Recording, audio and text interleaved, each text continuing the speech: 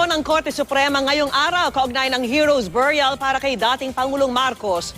Muli pong nabuhay ang mga alaala ng martial law na itinuturing na isa sa mga pinakamadilim na bahagi ng kasaysayan ng Pilipinas. Magbalik na lang po tayo sa report ni Maki Pulido. The power vested in the President. September 1972, pinirmahan niya ang Proclamation 1081. Nasa 10 bilyong dolyar ang sinasabing kinamkam noon ng mga Marcos.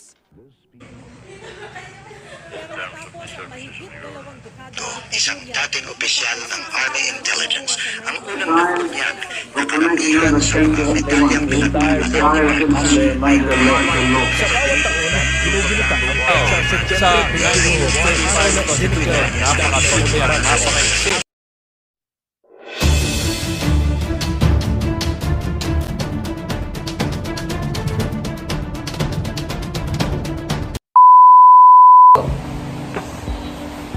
Hi everyone, welcome to Lian Talks. We are here to interview some people about martial law.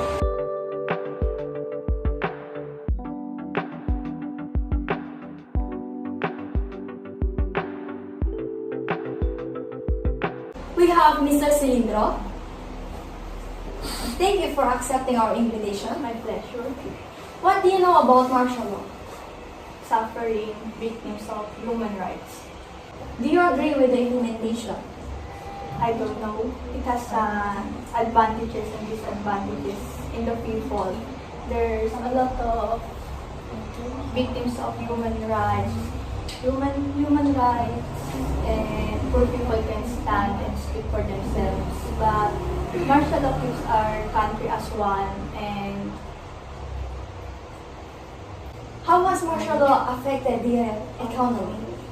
our economy improved in the middle of martial law. Who were affected by the martial law? Civilians. What do you think has changed after martial law? It has a lot of changes in the people, especially in our nation and our economy. Thank you so much, Mr. Celindro. Thank you. We have Miss Lhara. What do you know about martial law? Martial law. I remember that I was a teenager. I remember how strict it was back then. We weren't allowed to go outside that much because we were so afraid that the police might do something to us. Do you agree with the implementation?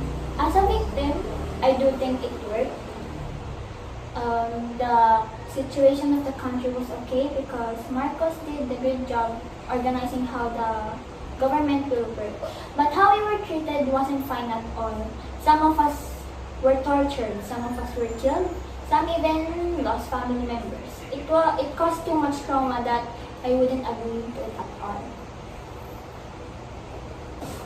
How has martial law affected the economy? When Marcos was the leader, I think it wasn't great, but compared to the economy now, I think the economy in the past is better.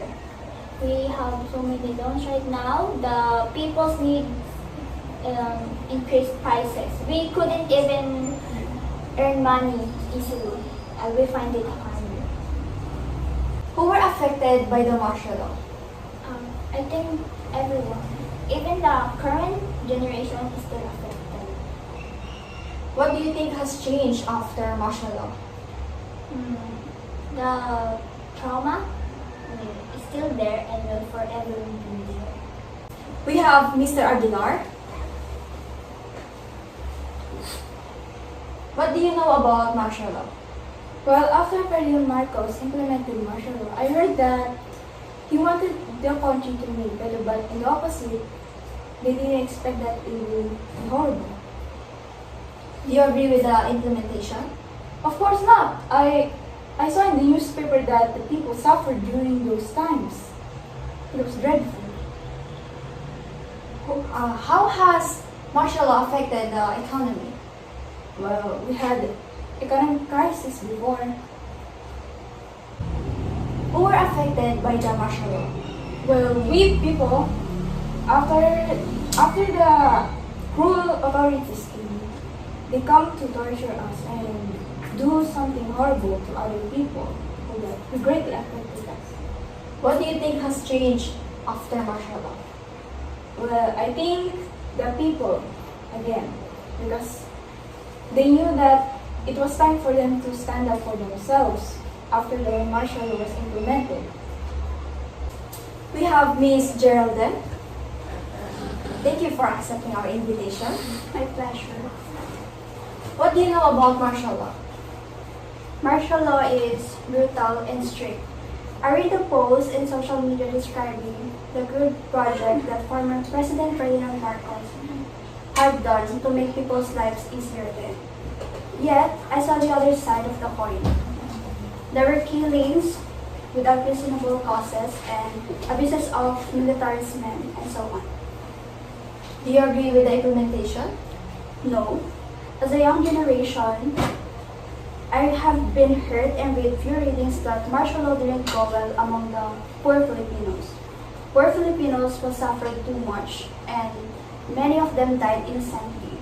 Most of them intended for death without any sufficient cause. How has martial law affected the economy?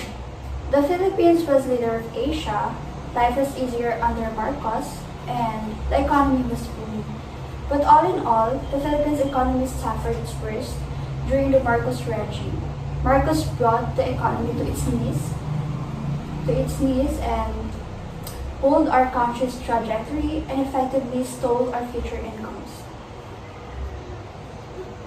Who were affected by the martial law? Sadly, it's the poor innocent Filipinos. What do you think has changed after martial law?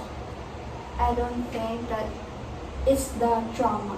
We have Miss Eliza.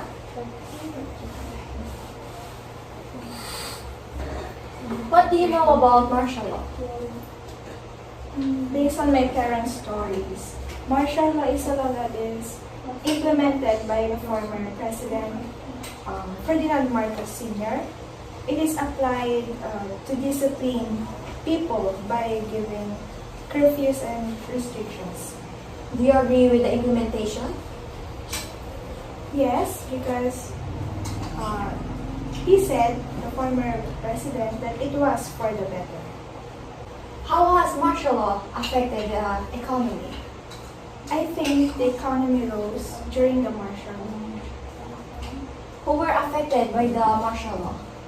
Well, obviously, those who are against martial law are those people who are affected by it. What do you think has changed after martial law? Well, most of the people experienced or alive during martial law has been traumatized. It changes their perspectives on the Marcoses. That's why they're against on our current president, which is the Dictator's son. Matayog ang lipad ng saranggola ni Pepe, matayog ang pangarap ng matandang bingi. Hinuli ang ibon, pinagsuot ng pantalon, tinali ng pisi, hindi na nagsinturon. Tumaan ang jeepney at gumuhit pa sa kalye, mauling ang iniwan, hindi na tinabi.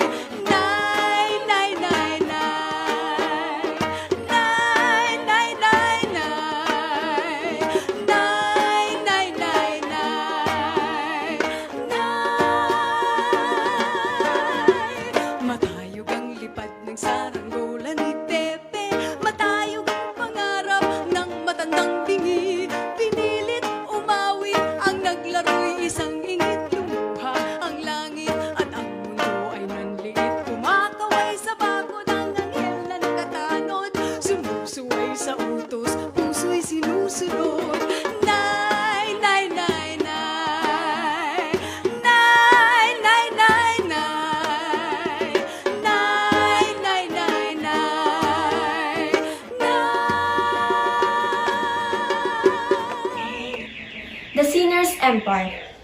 In lofty dreams of a young man, it disappears in the hands of a dreadful man. Oh why? Oh such cruelty happens upon in our country. Nobody listens, nobody sees. The trauma from the past Happened in the past. They say that the leader is dictator. But There why is did a it man who last? fought for his right, a man who fought but never succeeded. Many years ago, there's a respectable man.